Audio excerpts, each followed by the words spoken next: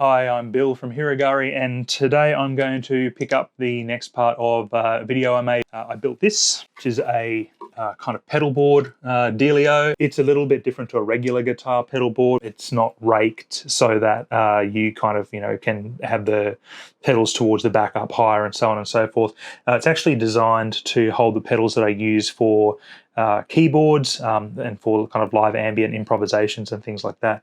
It's made out of wood. It's got polyurethane all over it, so nice and shiny. What I need to do is actually get it to a point where I can affix the pedals to it so that it can live inside the case that it's designed to live in. To that end, I'm going to use a method that I've seen online, the Quality Painters masking tape, the Scotch 3M blue. These are just Velcro ties, double-sided Velcro or hook on one side and loop on the other, so that you can organize your home electronics. This stuff here, which is some heavy-duty hook and loop. I may want to sell these pedals at some point in time. With the exception of the Meris Mercury 7, all of them were bought secondhand. So the idea is that you put this on the bottom of the pedal, and then you attach this to this. So if at a later date you want to remove the Velcro so that the pedal is clean so that you can on-sell it, then it's easy to do because this stuff is a kind of good quality adhesive and should be easy enough to remove at a later date, and then any residual can be knocked off with a bit of isopropyl alcohol. So what I'm going to do now is throw it up on the bench and start putting everything together.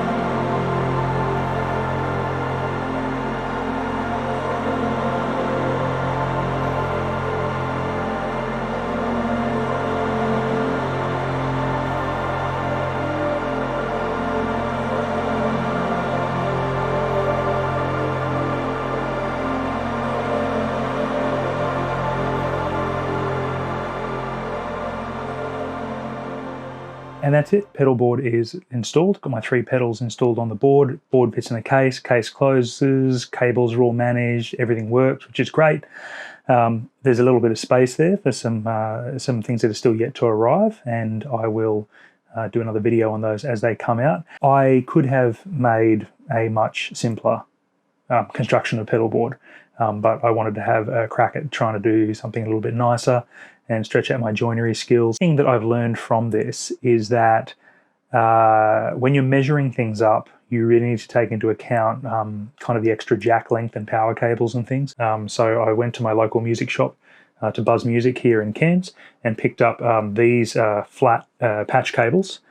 which turned out to be just long enough. So I've got a couple of sets of those, and these are one of the main reasons why I've been able to fit everything onto that particular pedal board. Those kind of things you need to really consider if you're going to be designing a pedal board. But what's cool about this one is that like I built it, which I'm really, really chuffed about. It works, which I'm also really chuffed about. It fits inside the case and it's square, which I'm really chuffed about. And it's going to be really, really useful. So look for some use of that in some upcoming videos. And don't forget to like, subscribe, hit the bell notification to be notified when more videos come out. Got stuff coming out all the time. And I'll see you in the next video.